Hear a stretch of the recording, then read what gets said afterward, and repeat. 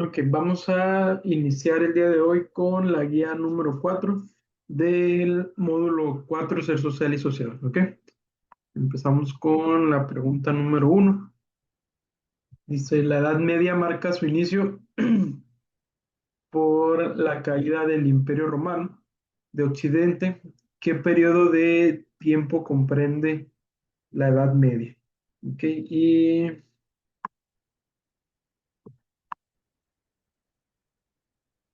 aquí es la respuesta C. La Edad Media comprende de 476 después de Cristo hasta los 1492 después de Cristo. Que la Edad Media, o también conocido como el medievo, es un periodo histórico de la civilización occidental, comprendido entre el siglo V y el siglo IX, perdón, entre el siglo V y el siglo XV. Su inicio se sitúa en el año 476 con el año de la caída del Imperio Romano.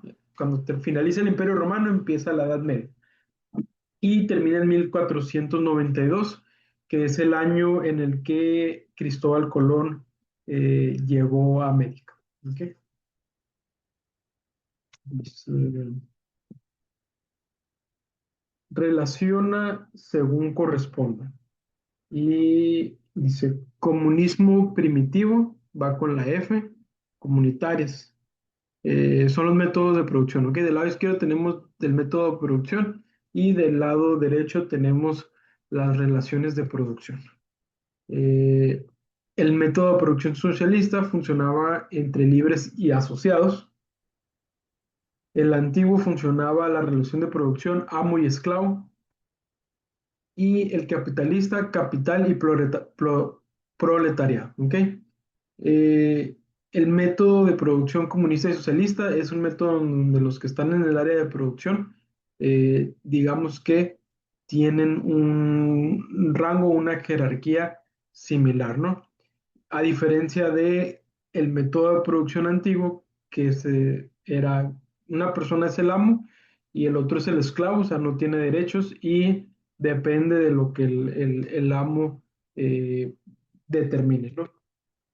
El capitalismo es el método más actual y el capitalista es la persona que tiene el dinero para ser dueño del medio de producción, o sea, para generar la inversión.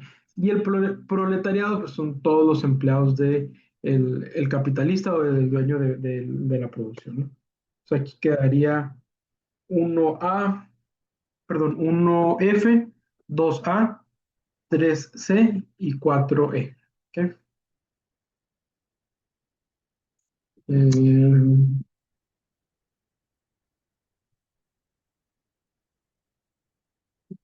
Siguiente. Selecciona la opción que corresponde a el enunciado respecto a gens, tribu, horda o clan. ¿Ok? Y tenemos que es la respuesta A. El clan es un grupo de personas unidas por un vínculo de sangre, o sea que todos dentro del clan tienen que ser familia, ¿sí? Tienen que ser, tiene que haber algún parentesco. Y la figura del jefe se le conoce como tótem. La horda La horda es el primer aglutinamiento social. Hay promiscuidad sexual más abierta posible. ¿Qué pasa en la horda? Que en la horda no se distinguían parentescos familiares. O sea, todos se relacionaban unos con otros, no importaba el parentesco. La horda, al ser el primer grupo, eh, la primera, ¿cómo se dice? Como agrupamiento de personas, pues eran muy primitivos, no existía relación de parentesco y obviamente la organización era muy diferente y mucho más primitiva en relación a las demás, ¿no? Y la tribu es un grupo social que abarcaba gran número de clanes, posesión de un territorio delimitado y grande y consejo integrado por los jefes de cada clan. Acuérdense que el clan es un grupo de personas que están unidas por un vínculo de sangre. Entonces, cuando un clan no era ya suficiente para subsistir él solo, lo que hacían era que se organizaban en tribus. O sea, que diferentes clanes, diferentes familias se formaban para tener una sola, pues ahora sí que un solo agrupamiento, ¿no? Que era considerado una tribu. Una tribu es un grupo que, que lo conforman diferentes familias. Para determinar quién eran los jefes en la tribu, tenía que haber un representante de cada clan para que fuera lo más parejo posible, ¿no? O sea, uno, característica de esta sociedad primitiva es la existente de los lazos paternos o maternos que los unen, donde la exogamia tiene un valor importante para elegir a la pareja. Aquí es clan. Eh, Dos, dice, en esta sociedad primitiva casi no existen relaciones de parentesco, o sea que había promiscuidad sexual, perdón. Es la dos, es la horda. Y tres, este tipo de sociedad tiene un territorio propio, un lenguaje común y una cultura homogénea y una cultura política organizada. Es la tribu. Si los organizamos de cuáles están, perdón, si los ponemos en jerarquía, cuáles están más organizados, es el que está menos organizado es la horda, después sigue el clan, y no es que no esté organizado, sino que el clan es más pequeño que la tribu al ser solo una familia. Y de ahí el que tenía más organización era la tribu, ¿no? Porque lo formaban diferentes familias. Eh, Vamos a la que sigue. Dice, la transformación de la producción primitiva en una producción moderna ocurrió cuando el hombre, y aquí la respuesta B, se apropió de los medios de producción como la tierra y la forma de repartir los productos.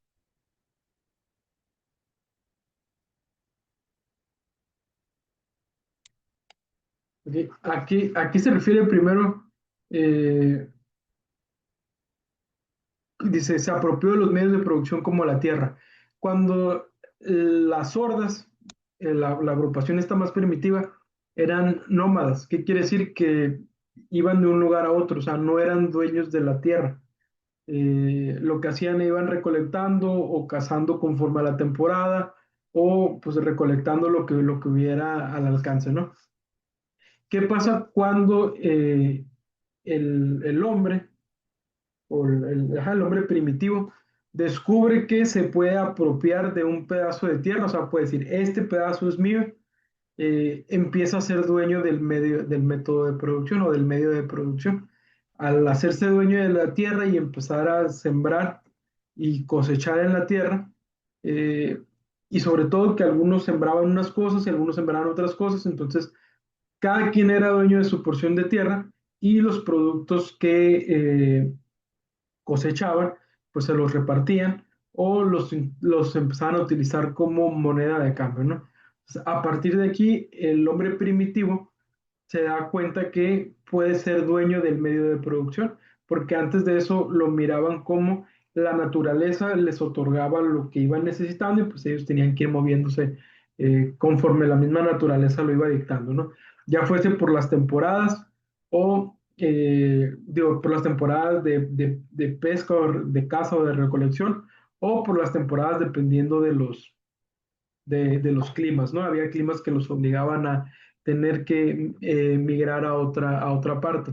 Pues cuando el hombre se da cuenta que puede ser dueño del medio de producción, es cuando empiezan a ver una transformación de lo primitivo a algo más, algo no tan primitivo, ¿no? Mm, Cinco es, los recientes acontecimientos denominados Primavera Árabe muestran que el envío e intercambio de mensajes a través de redes sociales han marcado una diferencia respecto a otras revoluciones y fenómenos sociales. ¿Qué corriente permite explicar este importante efecto de la telefonía e Internet? Aquí es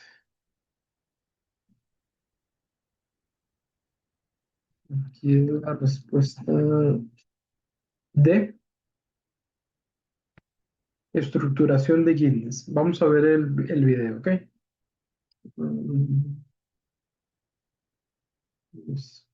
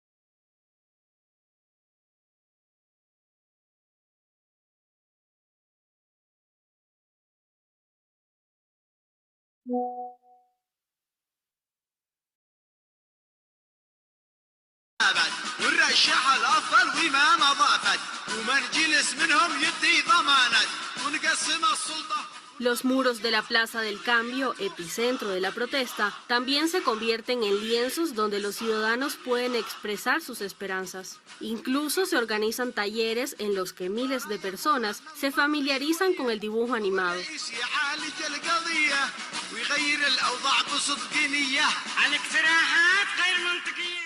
En Libia, este rapero, que se hace llamar el filósofo, se dirige directamente a Muammar al-Gaddafi, que lleva más de 40 años en el poder, pidiéndole que renuncie. Los artistas locales inventaron un nuevo estilo de frescos murales, combinando la caligrafía árabe con los colores del arte pop. Las obras se conservan y 2 años después, muchos artistas de países como Túnez y Egipto viajan a Libia y aprovechan para añadir sus obras y mensajes, transformando las calles del país en una exposición al aire libre. El viento de la protesta sopla hasta Siria, pero la revolución que comenzó con grafitis en las paredes se convirtió rápidamente en un baño de sangre, lo que llevó al cantante Sami Shoukair a escribir Ya Haif, en español, qué pesar. La canción se convierte en un himno de la revolución que consigue sobrevivir durante unos meses a pesar de la represión. Las obras de arte se multiplican, pero los artistas buscan permanecer en el anonimato. Pocas personas declaran públicamente su apoyo al movimiento de protesta, entre ellos la actriz Fadwa Suleiman y el futbolista Abdelbasset Al-Sarou, que movilizan a la multitud con consignas.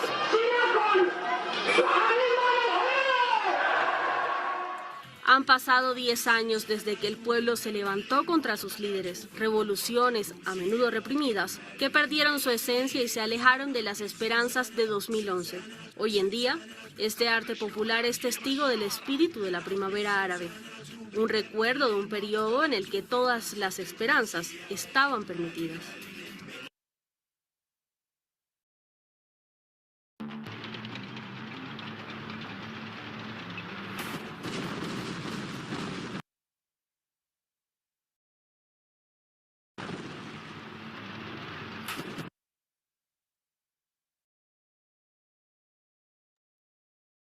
Vamos a continuar, ¿ok? Seguimos con la guía. No sé si está compartiendo. Sí. Entonces dice, 6. ¿Cuál autor permite explicar esta opinión? Nuestra sociedad se puede comprender porque el mexicano se considera honesto y,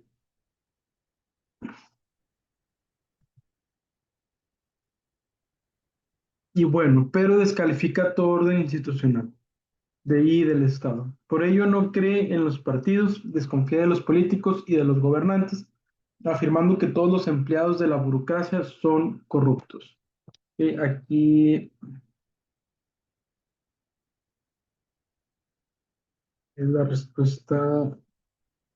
A ver, vamos a ver el video.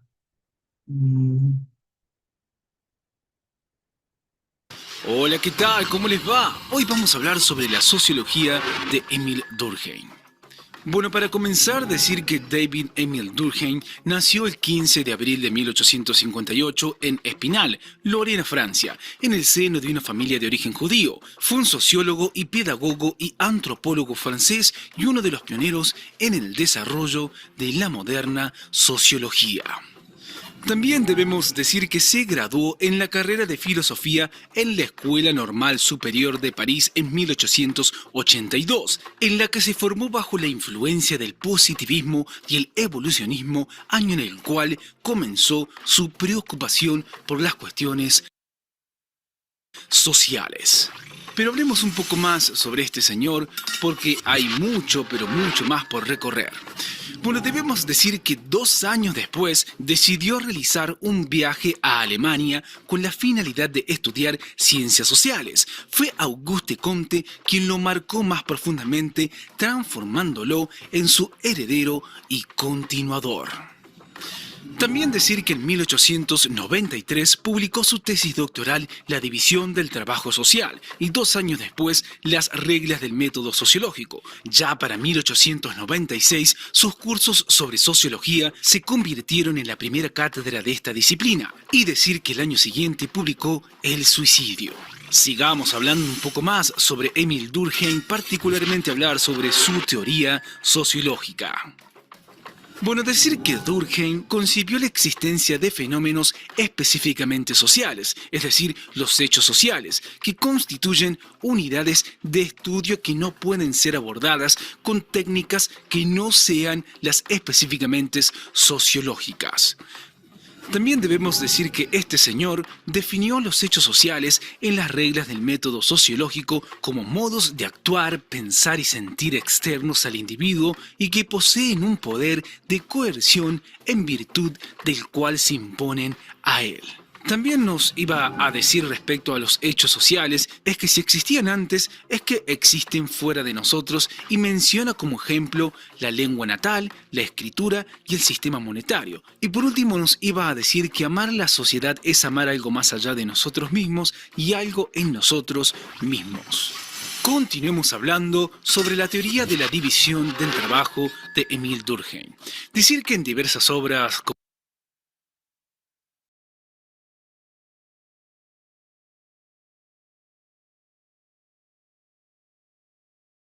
Hola, ¿qué tal? ¿Cómo les va? Hoy vamos a hablar sobre la sociología de Émile Durkheim.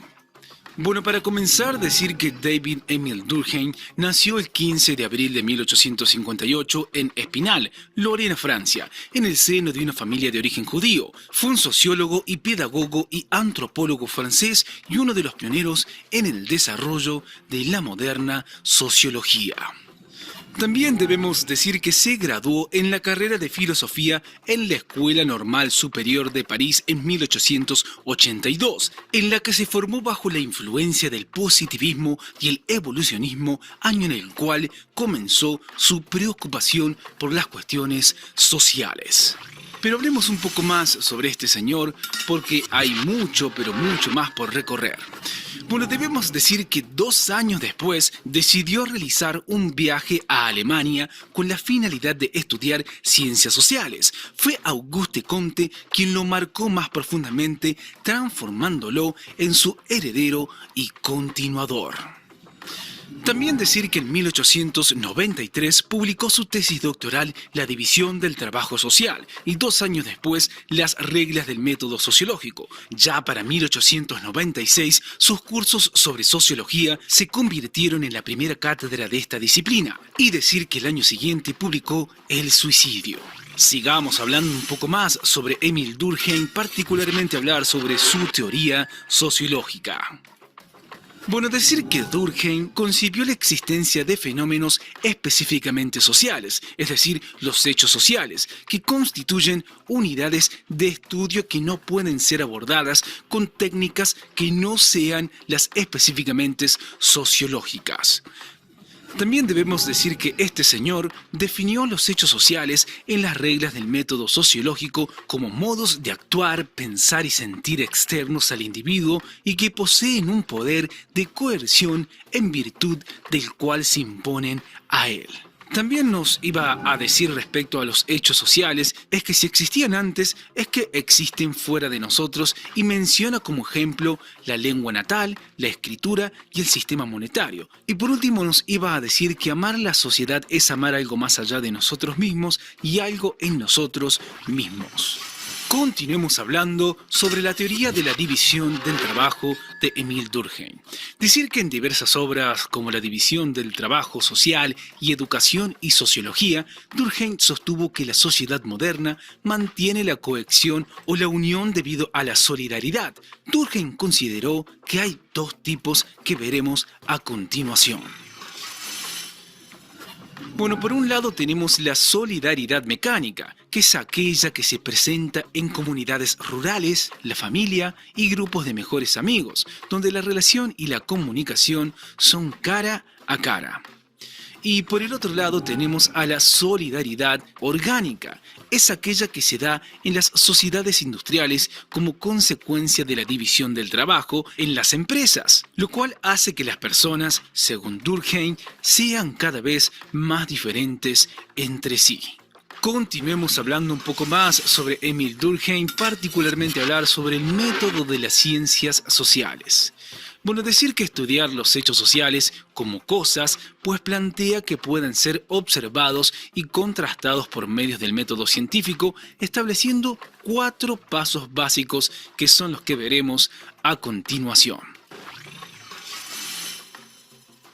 Bueno, el primero es la apariencia, es decir, qué preconcepciones o juicios a priori se realizan principalmente en el análisis bibliográfico. El segundo es la profundidad, es decir, que se averigua por la naturaleza y esencia de la organización social. El tercero de ellos es la naturaleza del hecho, es decir, que se indaga si el hecho es normal, es decir, lo que debe ser, o patológico, es decir, lo que debe ser pero no es. Y el cuarto es el análisis. Una vez recogidos los datos, se proceden a realizar una investigación detallada y una interpretación de esa recolección. Continuemos hablando sobre el concepto de estructura de Émile Durkheim. Bueno, para comenzar tenemos que decir que este señor, Durkheim, la sociedad está estructurada alrededor de un conjunto de pilares que se manifiestan a través de expresiones.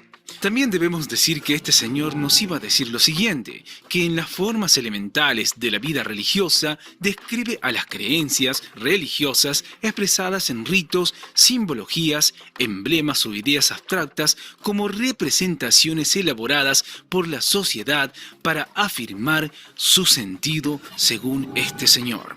También decir que según Durkheim, el Estado se define por las funciones que cumplen y que deben ser limitadas, ya que no tiene que manejar los lazos sociales ni la conciencia colectiva. Y para finalizar, este señor nos iba a decir respecto al Estado que es un tipo de conciencia colectiva, pero no la concentra toda. Es decir, que es un órgano de pensamiento social y su función específica es elaborar ciertas representaciones sociales para dirigir la conducta colectiva. Bueno, esto es todo por hoy. Como siempre les decimos, chequen.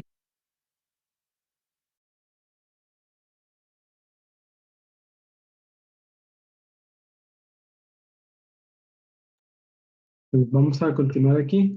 Eh, esta, esta frase que viene aquí, o este texto que viene aquí en la pregunta 6 acerca de cómo el mexicano se describe como bueno y honesto, pero cuando tiene que ver con la relación con los gobernantes o las personas que están en el poder, eh, se descalifica todo lo que es institucional, ¿no?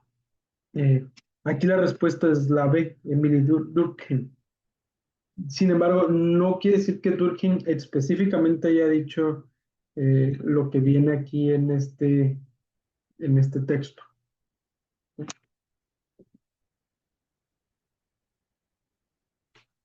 Según lo que expresaba Durkheim, que es ahí al final, lo que dice casi al final del video, ¿no? Él afirmaba que la confianza y el correcto funcionamiento que podía tener una sociedad derivaba de la confianza que el pueblo le tenía a las instituciones o el gobierno o a los agentes socializadores como escuela, iglesia, y gobierno, ¿no? En general, medios de comunicación. ¿Qué es lo que pasa cuando estos agentes socializadores pierden eh, su legitimidad? El descontento del pueblo hace que ya no se crea en ellos y el funcionamiento de la sociedad es donde empieza a fallar, ¿no? O sea, de forma individual, las personas se consideran honestas o buenas, pero cuando se trata de algo institucional, de algo social, es cuando empieza a haber fallos y sobre todo por la poca legitimidad que tienen estas instituciones frente al pueblo, ¿no? Al pueblo en general. O sea, la que sigue dice, ¿en qué elemento o aspecto se basa la cohesión de la sociedad primitiva? Ok, cohesión viene de unidad, ¿sí? El significado de cohesión es eh, fuerza de unión que mantiene juntas las partes de un todo, ¿sí? Obviamente dependiendo de lo que estemos hablando, pero pues si estamos hablando de una sociedad, es lo que hacía que las personas se mantuvieran unidas como un grupo, ¿no? Eh, en la sociedad primitiva, conocida como horda, lo que hacía que los miembros de una horda estuvieran juntos era meramente por los alimentos que se podían conseguir en grupo. ¿Ok? Todo iba dirigido a subsistir, pero pues mediante la forma que había para conseguir alimentos. ¿Ok? 8 dice, ¿cuál es la forma de organización social de la comunidad primitiva que se caracteriza por tener un territorio propio? Aquí es la respuesta A, tribu. Y acuérdense que eh, las hordas no tenían un territorio propio, eran nómadas y que era hordas o gente, ¿sí? Y los clanes, aunque ya eran un grupo más unido, también podía haber clanes que fueran nómadas, ¿sí? Que anduviesen de un lugar a otro, hasta que se convertían en una tribu, o sea, que se juntaban varios clanes para formar una sociedad pues más grande, era cuando se posesionaban de un territorio, delimitaban un territorio grande. ¿Qué quiere decir delimitar? Pues que ponían fronteras. Hasta aquí llega mi territorio y hasta aquí se termina, ¿no? Y todo lo que pase dentro de este territorio pues se va a regir mediante las normas de la tribu.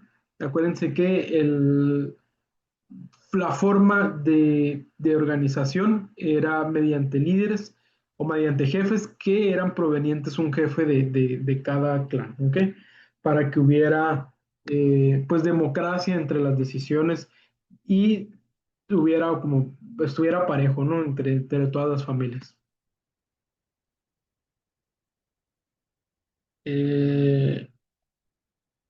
9 dice, todas las manifestaciones sociales son multifactoriales y complejas, pero tomando en cuenta el factor fundamental, ¿qué acción es la causante principal de adicciones, emigración y pérdida de valores entre los jóvenes? Aquí sería la dice, presencia de tribus urbanas, aumento de los homosexuales, delincuencia, falta, y esa ya la D, ¿ok? Incremento de la disolución familiar.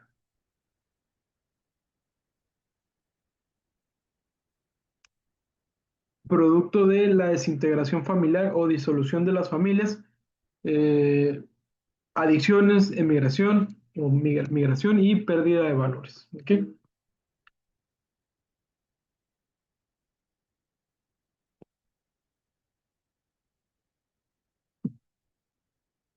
Pregunta número 10. Se completa la inferencia siguiente. Si decimos que un proceso histórico significa desarrollo o desenvolvimiento de algo y suele tomarse, pero ni suele tornarse en historia como una serie de acontecimientos que suceden uno tras otro, en un espacio temporal definido, entonces podemos afirmar que la interacción, que es la interacción entre el pasado y el presente. Acuérdense que para que algo pueda convertirse en un hecho histórico, eh, tiene que pasar cierto tiempo, ¿sí? Para que alguien determine o delimite en dónde inicia y en dónde termina y cuáles son los sucesos que entran dentro de ese periodo histórico, entre ese proceso histórico, ¿no?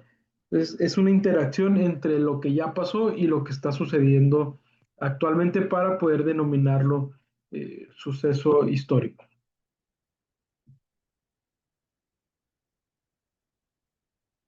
11. ¿Cuál de las siguientes descripciones corresponde mejor al conocimiento científico?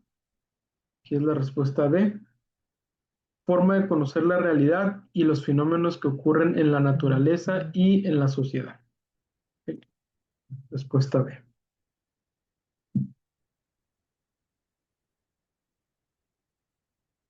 Mm,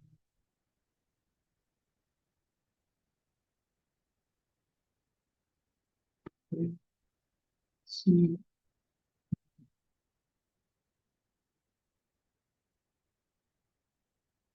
12. Relaciona según corresponda. Y del lado izquierdo tenemos las corrientes y del lado derecho tenemos las características de cada uno, ¿no? Dice, teoría crítica utiliza varias fuentes para analizar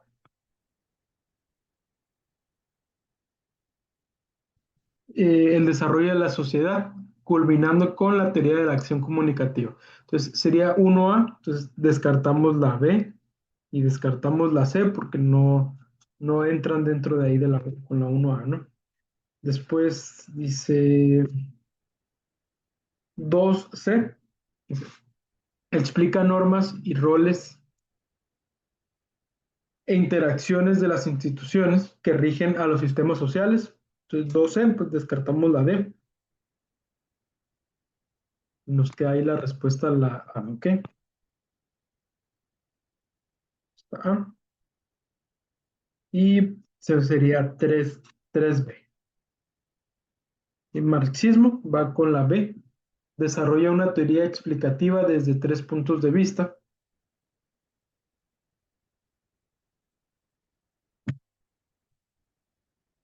Filosófico, económico y político, con enfoque en la contradicción entre las clases como principal causa de transformaciones sociales. ¿Ok? 1A, 2C, 3B.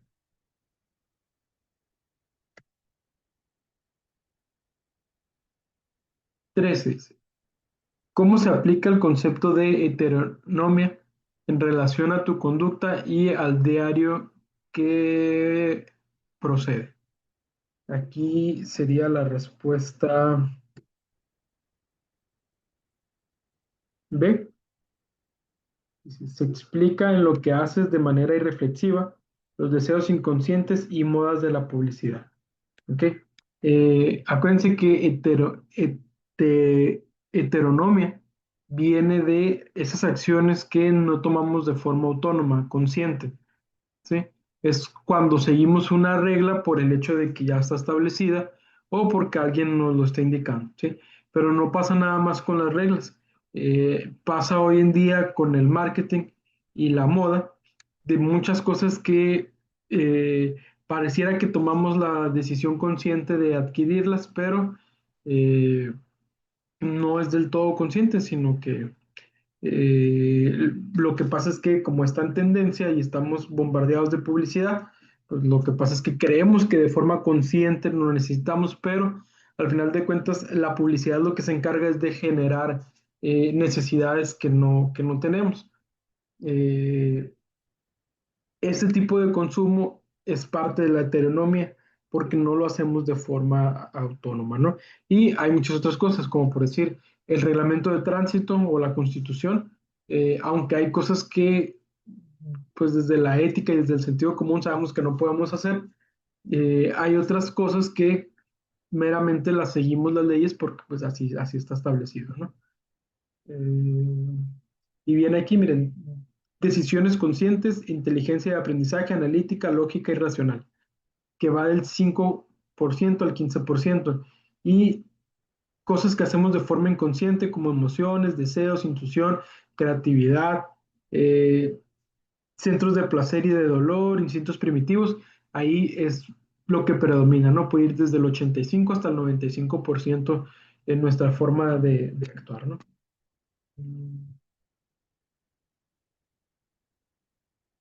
Siguiente, dice. Relaciona los casos de la columna derecha con su respectiva disciplina. Y aquí es la respuesta D.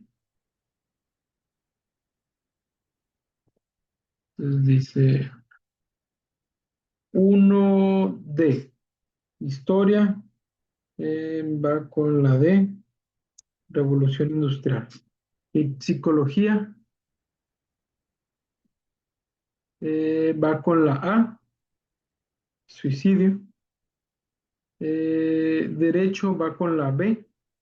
Tipo penal de estupro. 4 va con la F, economía, créditos, y sociología va con la H, el Homo sapiens. ¿Ok? Entonces 1D, 2A, 3B, 4F y 5G.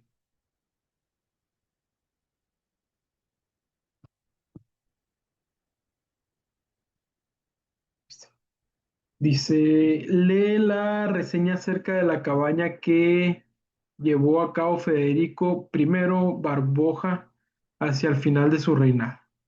Sí, aquí es la respuesta D. Es verdad que los enunciados,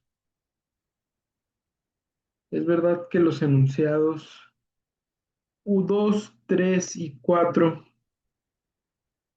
y 6, 2, 3, 4 y 6 cumplen con las características de revisar el hecho desde el punto de vista históricamente materialista. Sí, porque analiza las elecciones existentes entre los individuos y entre las características económicas. ¿Okay? Vamos con lo que sigue. Dice, organiza cronológicamente de la más antigua hasta la actual los tipos de sociedades humanas que se enumeran a continuación. Y okay. Tenemos sociedad moderna, sociedad esclavista, sociedad feudal y sociedad primitiva. Se organiza cronológicamente desde la más antigua. La más antigua sería la sociedad primitiva. ¿Okay?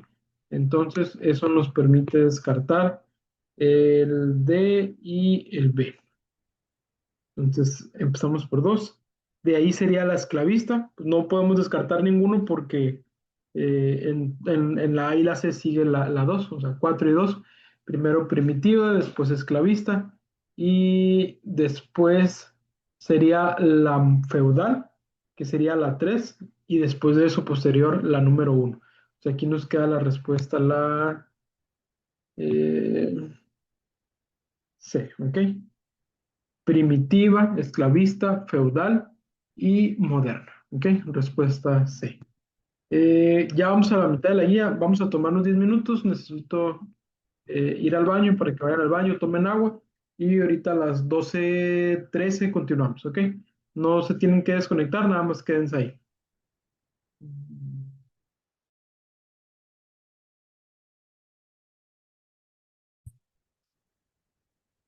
Pregunta 17 dice, ¿es verdad que la industrialización,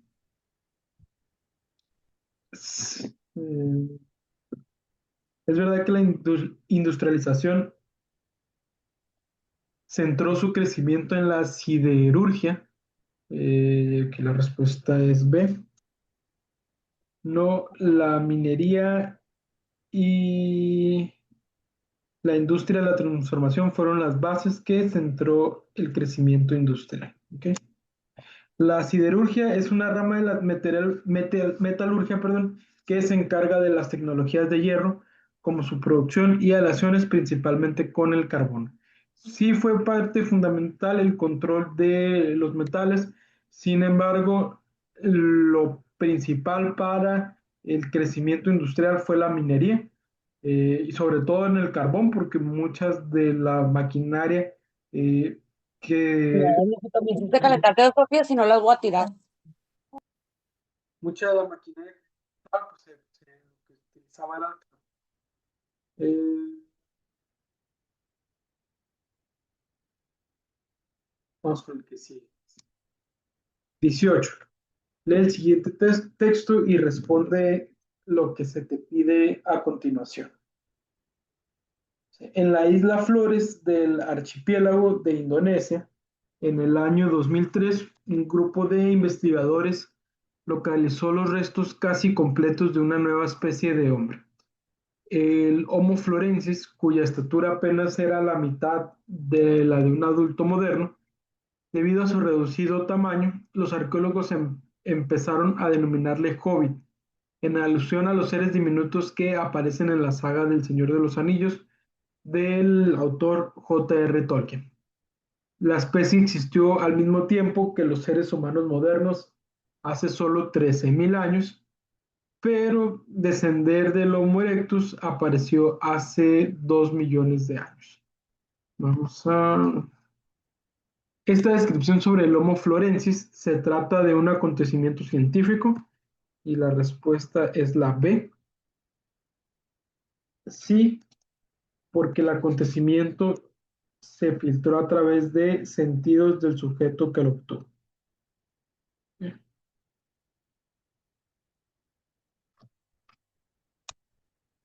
Respuesta B.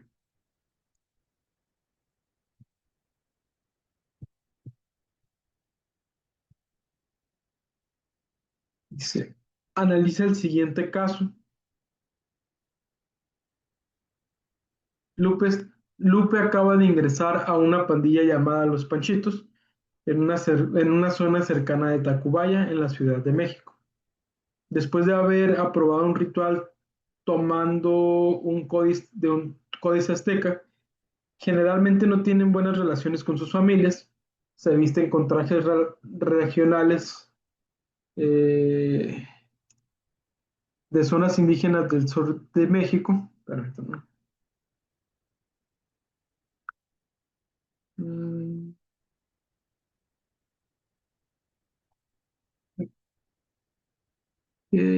Se visten con trajes regionales del sur de México y se maquillan como lo hacen los grupos autóctonos de Sonora. Hablan un dialecto tomado del Mazahua que solamente ellos entienden para poder comunicarse y sin que los demás comprendan lo que dicen, pues. Salen a caminar en grupo a partir de la 1 a las 6 a.m. No se meten con nadie, no toman alcohol ni se drogan, solo se sientan en los parques a discutir o a cantar algunas canciones acompañados por armónica. Ninguno trabaja, los que estudian obtienen calificaciones mínimas aprobatorias para no ser expulsados de la escuela. Bien.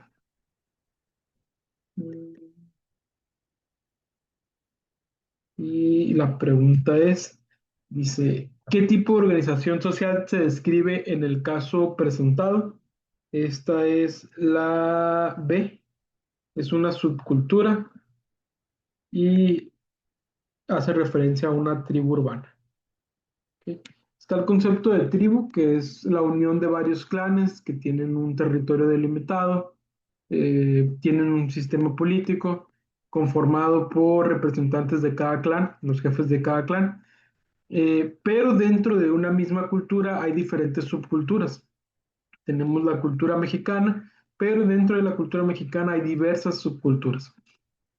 Hay subculturas que entran dentro de la clasificación de tribu urbana y dice es un grupo de individuos, generalmente jóvenes o adolescentes, que comparten una forma cotidiana de vestir, lenguaje propio y generar una serie de hábitos y gustos de consumo propios de un ambiente moderno y citadino, o sea, que hace referencia a la ciudad. ¿Sí? No son tribus que están en un contexto urbano, son tribus que están en un contexto, perdón, no son tribus que están en un contexto rural, son tribus que están en un contexto urbano y están en un ambiente más moderno, ¿no? En su momento fueron los emos o los punks, todo este tipo de tendencias que en algún momento se ven como modas, pero llegan a ser una tribu urbana, por esto específicamente que está aquí, miren. Eh, Forma de vestir, lenguaje, hábitos, gustos de consumo y ambiente moderno, ¿no? Esas son las características que hace que algo se convierta en una tribu urbana. Hay algunas que solo llegan a ser tendencias o modas y no se concretan como tal en una tribu urbana. 20. Selecciona la opción que contenga los principales agentes de socialización en el hombre. Acuérdense que agentes de socialización, el primero es la familia.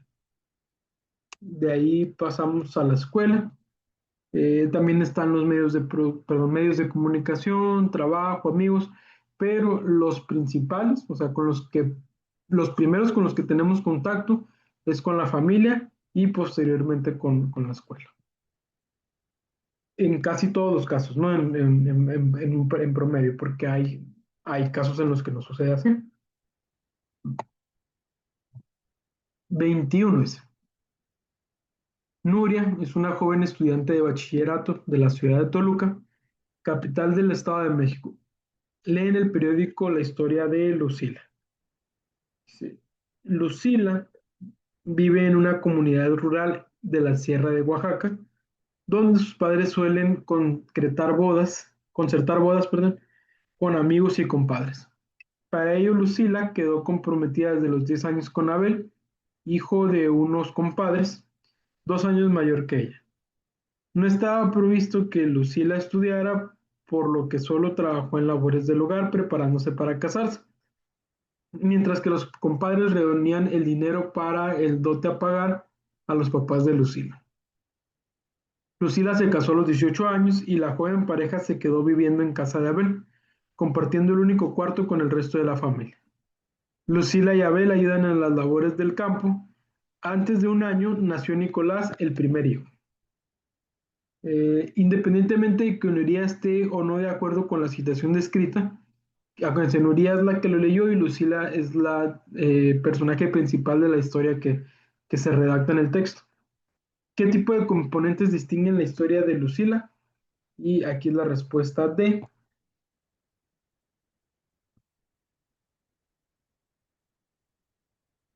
Contexto sociocultural en el que desarrollan las familias del estado de Oaxaca.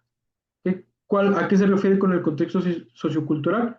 Pues que las familias en esa sociedad, en esa cultura, lo que acostumbran es hacer concretar las bodas con anticipación, o sea, sin que ahora sí que dice que los novios decidan, a cambio de un dote o un pago para que pues accedan a casar a su hija con el hijo, ¿no? De los compadres.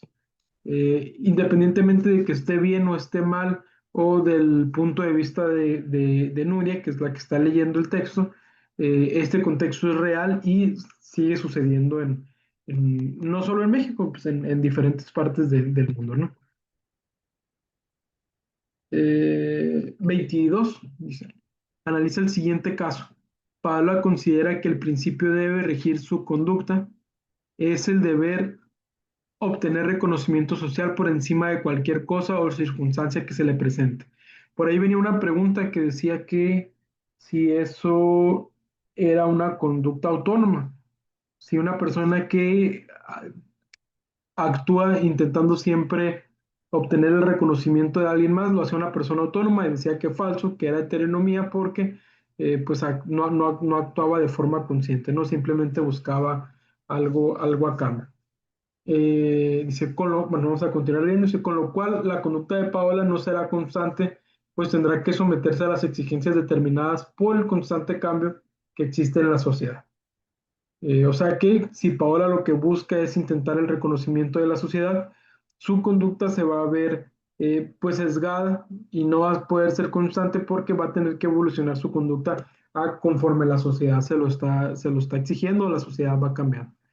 Ella sabe que si desea conseguir el aplauso de alguna institución política, deberá de cambiar de partido político, si así lo requiere, o deberá cambiar sus amistades o sus propias ideas y convicciones cuando, bueno, dice, de acuerdo al párrafo anterior, contesta, ¿cuál es el tipo de obligación moral a la que Paola debe someterse? Aquí es la A, heteronomia, ¿sí? Acuérdense, porque no está actuando de forma autónoma o de forma consciente, lo que busca es meramente la aprobación. Entonces, su actuar se ve regido por eh, fuerzas externas a lo que ella razona, ¿no? Con la 29 dice, lee el párrafo siguiente y completa lo que se te pide. La globalización de la cultura no llega a ser total. Las particularidades resisten el proceso de homogeneización y dan como resultado a la sociedad diversas. En México, donde conviven numerosas etnias, mestizos de cultura campesina urbana y, y descendientes europeos, todos en el marco jurídico del Estado Nacional. Ok, aquí a qué se refiere eso de todos en el marco jurídico, que aunque hay diferentes etnias o personas que provienen de otro lugar, o mestizaje entre personas que ya habitaban aquí, personas europeas, etcétera, todos tienen que atender y responder ante la misma ley, ¿sí? Si vives dentro del Estado, frontera norte con Estados Unidos, frontera sur con Guatemala, tienes que cumplir las reglas y leyes que el Estado propone, ¿no? Sabemos que tenemos buen ejemplo de multiculturalidad, ya que se trata de diferentes grupos portadores de identidades culturales particulares. Eh, Respuesta B.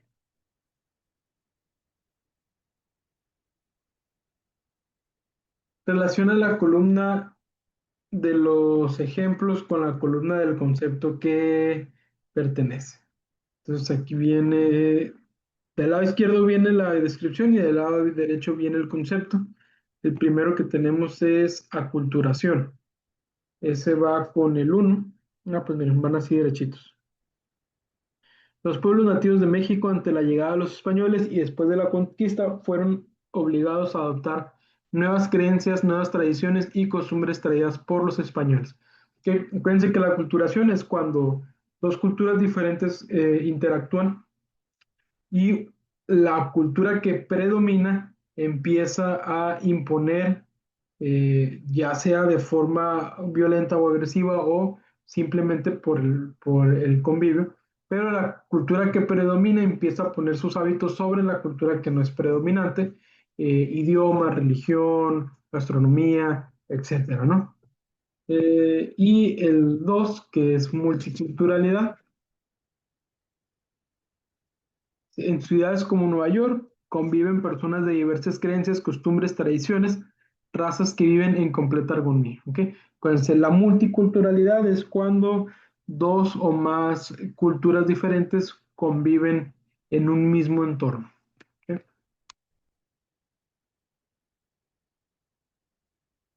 31 dice, ¿qué diferencia existe entre las personas, eh, perdón, existen las personas entre los comportamientos autónomo y el comportamiento heterónomo? Ok, dice, aquí es la C. El comportamiento autónomo es la capacidad de regularse y de actuar de acuerdo a los dictados de la voluntad, mientras que el comportamiento heterónomo, actuar y comportarse de acuerdo a la voluntad de los demás. Como en el caso de la lectura anterior, que decía que Paola lo que buscaba era el reconocimiento de la sociedad, su forma de actuar es un comportamiento heterónomo porque va de acuerdo a la voluntad que otras personas están imponiendo, o en este caso de una sociedad, no un conjunto de personas. Mientras que acuérdense, el comportamiento autónomo es la capacidad de regularse o autorregularse y actuar conforme a mi voluntad, a mi razonamiento o a lo que yo pienso y creo. 26. Se clasifica los siguientes enunciados con relación a la autonomía como verdaderos o falsos según sea el caso. Y aquí tenemos respuesta C. El número 1 dice, la existencia es una obligación que debe suponer la existencia de una norma entendida como regla o conducta obligatoria. Verdadero. La moralidad será autónoma en cuanto a que la obligatoriedad de las normas morales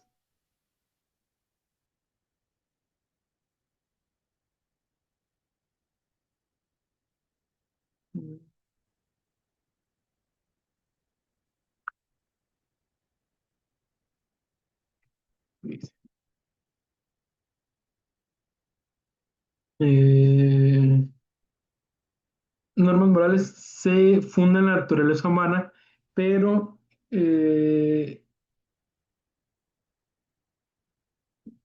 Z o heteromogénea, perdón, si el obligado es el sujeto individual y el fundamento de la naturaleza humana, que es verdadero. Eh, Siguiente dice. En el orden jurídico no existe heteronomía porque no existe autor de las normas, que aquí es falso. ¿Ok? Se refiere a la constitución o reglamentos que son por ley. Si hay alguien que los escribe, entonces al momento de nosotros obedecer esas reglas que alguien más está redactando, sí existe la heteronomía, ¿no? Por eso la convierten en un enunciado falso. 6, según los neocantianos de Baden, afirman que la moralidad no es autónoma porque su obligatoriedad se funda en la voluntad humana. ¿Ok? Verdadero. Nos queda la C, verdadero, verdadero, falso.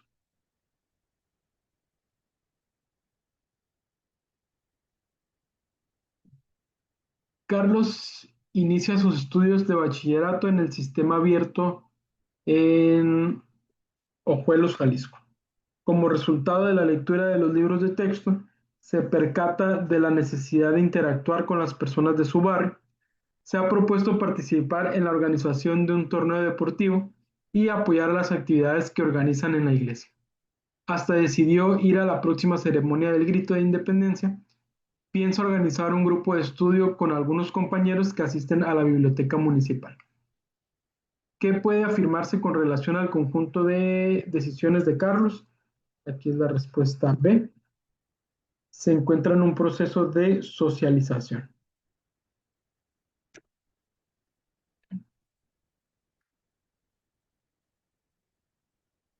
28 dice, clasifica los siguientes enunciados como práctica social, PS, o como contexto social o cultural, como CS, contexto social. Y aquí tenemos la respuesta D. Vamos a ponerlo así. Tenemos la D, práctica social 1 y 4. Celebrar posadas del 15 al 24 de diciembre es una práctica social. Eh, Pedir para la calavera, disfrazarse de la calaca, vampiro o bruja el 31 de octubre y el 1 de noviembre. Práctica social. Y contexto social o cultural es el 2, el 3 y el 5. Fiestas en el santuario Niño el 2 de febrero de Xochimilco. Conmemoración de la Pascua entre la comunidad judía de Guadalajara.